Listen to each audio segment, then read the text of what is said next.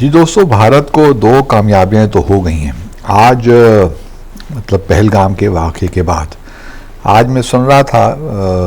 مقبوضہ جموں اور کشمیر کے جو چیف منسٹر ہیں عمر عبداللہ صاحب، جو آلموسٹ گرگٹ کی طرح ہی اپنا رنگ بدلتے رہتے ہیں، انہوں نے کہا، پہلے تو کنڈیم کیا پہلگام اٹیک کو، اور اس کے بعد کہا کہ اب میں کس منہ سے یہ تقاضا کروں نیو دہلی سے کہ جو ریاستی درجہ ہے مقبوضہ جموں اور کشمیر کا اس کو بحال کیا جائے۔ مجھے تو اتنا غم ہے کہ میں اب یہ کہہ نہیں سکتا۔ گو کہ سیکیورٹی کے جو معاملات ہیں وہ میرے پاس نہیں ہیں، میرے پاس کوئی اختیار نہیں ہے، لیکن میں اب اتنا مجبور ہو گیا ہوں کیونکہ میں نے جو ٹورسٹ آئے تھے یہ میری انویٹیشن پہ ہی آئے تھے اور میری ذمہ داری تھی کہ میں ان کو واپس بھجواتا، لیکن کیا کروں؟ ایک طرف وہ کہتے ہیں کہ میری کوئی پولیس یا لا اینڈ آرڈر میری ذمہ داری نہیں ہے، اور دوسری طرف وہ اپنے اوپر الزام بھی لے رہے ہیں کہ میری ذمہ داری تھی۔ یہ تو سمجھ نہیں آتی مجھے عمر عبداللہ صاحب کی۔ تو باہر انہوں نے اب بڑے واضح طور پہ یہ کہہ دیا ہے کہ میں نے کیمپین میں آپ سب لوگوں سے بات چیت کی تھی کہ ہم اسٹیٹ ہوڈ ہمارا جو ہے ریسٹور ہونا چاہیے، اس کی تو میں اب ڈیمانڈ نہیں کر سکتا۔ اس سے پہلے میں کرتا رہا ہوں، لیکن پہلگام کے واقعے کے بعد مجھ میں اخلاقی جرت نہیں ہے یا میرا ضمیر گوارا نہیں کرتا کہ میں اس موقع پہ یہ معاملہ اٹھاؤں۔ تو چلیے، یہ تو بھارت کے لیے، نیو دہلی کے لیے اچھا ہو گیا، کیونکہ ان کی بھی خواہش یہی تھی کہ یہ جو ڈیمانڈ ہے صبح شام یہ کرتے رہتے ہیں، کم از کم یہ تو نہ ہو۔ تو ایک طرف سے تو حالات بی جے پی کی حکومت کے لیے قابو میں آ گئے ہیں۔ دوسری جانب مسلمان بھی پچھلے کئی دنوں سے بڑے سیخ پا تھے کہ بھئی یہ جو وقف نیا ایک قانون آیا امینڈمنٹ ایکٹ، وہ ان کے خلاف ہے، ڈسکرمنیٹری ہے۔ بھارت کی جو کانسٹیٹیوشن ہے بھارت کا، اس کے آرٹیکل میرے خیال میں 14 ہے یا 16 ہے، 25 26 اس کے بھی خلاف ہے۔ تو اور پھر مسلمانوں کا بڑا نقصان ہو جائے گا، ان کے قبرستان، ان کی مساجد، جب بھی جی آئے گا حکومت ان کو قبضہ کر لے گی، ڈی نوٹیفائی کر دے گی، and so on and so forth.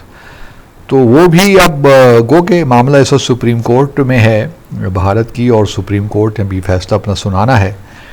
لیکن اس طرف سے بھی مسلمان بھی تھوڑا سا جو ہے، بھارت کے مسلمان تھوڑا سا دب سے گئے ہیں، اور لگتا کچھ یہی ہے کہ یہ بھی کوئی زیادہ اس نے بھی جان نہیں رہے گی، اور بہرحال جو احتجاج ایک انہوں نے بنایا ہوا تھا کہ جی احتجاج ہم کریں گے اور اس کو ہم کبھی پاس نہیں ہونے دیں گے، تو وہ اور سپریم کورٹ سے اس کا فیصلہ لیں گے، وہ تو اب نہیں ہوتا۔ سپریم کورٹ نے ایک دفعہ فیصلہ کر دیا تو پھر بس بات ختم ہو جائے گی، پھر مسلمان کیا کرے گا؟ مسلمان اس سے پہلے بھی کیا کر لیا اس نے۔ بھارت کا جو مسلمان ہے بیچارہ اس وقت اس کے حالات کوئی اچھے نہیں ہیں، دکھ بھی ہوتا ہے کیونکہ ہمارے اپنے بہن بھائی ہیں، دکھ بھی ہوتا ہے، لیکن اب یہ لگتا ہے کہ ان کو اس سے ریکنسائل کرنا ہی پڑے گا، ان کے پاس کوئی اور راستہ نظر نہیں آتا۔ تو یہ دو آبجیکٹیوز جو انٹرنلی تھے وہ تو اچیو ہو گئے۔ تیسرا آبجیکٹیو اوبیسلی مسلم ہندو ڈیوائیڈ، میجورٹیرین ووٹ، الیکٹرل پالیٹکس،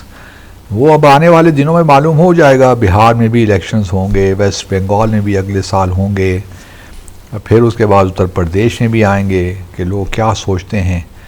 پھر ایونچولی 2029 میں بھارت میں انتخابات ہوں گے تو اس سے بھی معلوم ہو جائے گا۔ گو کہ ابھی تو بہت پیریڈ پڑا ہے، اور سیاست میں ایک ایک دن بڑا امپورٹنٹ ہوتا ہے، تو قطعیت کے ساتھ تو کچھ نہیں کہا جا سکتا کہ ریزلٹس کیا نکلیں گے، لیکن یہ ضرور ہے کہ اس وقت جب ہم بھارت کا دیکھتے ہیں نقشہ تو اس میں تو یہی لگتا ہے کہ مودی صاحب چھائے ہوئے ہیں، اور اگر یہ پہلگام کے واقعے کے بعد، کیونکہ اب ذرا تھوڑا سا ایک لوگ چاہتے ہیں کہ کوئی نہ کوئی ایکشن ہو بھارت کے، تو اب ڈومیسٹک کا جو ایک ڈیمانڈ ہے وہ آپ دیکھتے ہیں کہ کس طرح کامیابی ہوتی ہے بھارت کو، کیا اگر پلوامہ والا یا بالا کوٹ والا واقعہ ہو گیا بالا کوٹ کے بعد جس طرح ہوا تو پھر تو مزید پریشانی ہوگی بھارت کو. اور ہونا کچھ اسی قسم کی چیز ہے کہ پاکستان دیکھیے نا ہاتھ پہ ہاتھ رکھ کے تو نہیں بیٹھا ہوا. ہم بھی اپنی مکمل تیاریاں کیے ہوئے ہیں، اور میں جو ہماری آرمڈ فورسز کے لوگ ہیں ان سب کو خراج تحسین بھی پیش کرنا چاہتا ہوں کہ آئی ایم شیور کہ اس وقت آپ لوگ جس قدر محنت کر رہے ہوں گے، مختلف محاذوں پہ چیزوں کو دیکھ رہے ہوں گے، اور پاکستان کی سیکیورٹی کے معاملات کو صبح و شام آپ کا اب یہی ہے کہ اگلے، کیونکہ بہت کچھ دن بڑے امپورٹنٹ ہیں، تو میں ہماری پوری قوم آپ کے ساتھ کھڑی ہے اس وقت. اور ہم امید کرتے ہیں کہ جس طرح ماضی میں بھی آپ نے یو میڈ اس پراؤڈ، تو اس دفعے بھی آپ پہلے تو بھارت کا جو مس ایڈونچر ہے اس کو آپ تھواٹ کریں گے، اور اگر کوئی ان کو چھوٹی موٹی کامیابی کہیں ہو بھی جاتی ہے تو آپ اس کا بھرپور جواب بھی دیں گے. ہم قطعاً نہیں چاہتے کہ یہاں پہ اسکلیشن ہو، یہاں پہ وار ہو، نہ تو یہ بھارت کے انٹرسٹ میں اور نہ ہمارے انٹرسٹ میں ہے. سچی بات تو یہ ہے. لیکن چونکہ ایک رسپانس آئے گا، آپریشن سوئفٹ ریٹارٹ ہم نے لاسٹ ٹائم کیا تھا، تو اس بار بھی کوئی نہ کوئی آپریشن تو ہوگا. اور بھارت کی جانب سے بھی، کیونکہ اس وقت بھارت میں ملٹی پرانگڈ ایکشن کی بات ہو رہی ہے، جہاں انہوں نے کچھ ڈپلومیٹک اسٹیپس لیے، انڈس واٹر ٹریٹی کی سسپینشن کا بھی کیے، تو ہم نے بھی اس کے رسپانس میں بڑے صحیح اقدامات لیے. اب کائنیٹک اگر ایکشن ہوتا ہے تو وہ ایک سیریس سچویشن ہوگی، ایسکلیشن کو کس طرح روکا جائے گا. لیکن میرا اپنا خیال یہ ہے کہ اگر بھارت کا میجرڈ رسپانس یا ایسا رسپانس جس سے بہت نقصان نہیں ہوتا، تو پاکستان بھی اس طریقے کا میجرڈ رسپانس ہی دے گا، کیونکہ ہمیں بھی اس وقت ضرورت نہیں ہے اسکلیشن کی. یہ الگ بات ہے کہ مستقبل میں کیا ہوتا ہے، کیونکہ جب تک جموں اور کشمیر کا تنازع موجود ہے اس وقت تک تو یہ جو ہے خلیج جو ہے یا بے اعتمادی کی جو فضا ہے یہ تو برقرار ہی رہے گی.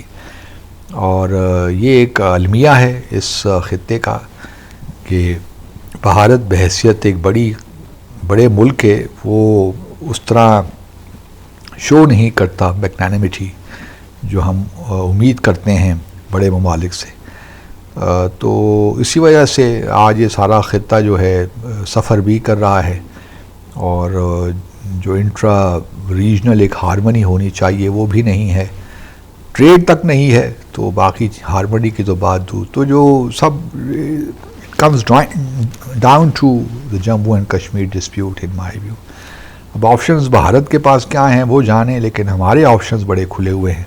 اور آئی ایم شیور کہ ہماری آرمڈ فورسز صحیح ریٹیلیٹ کریں گی.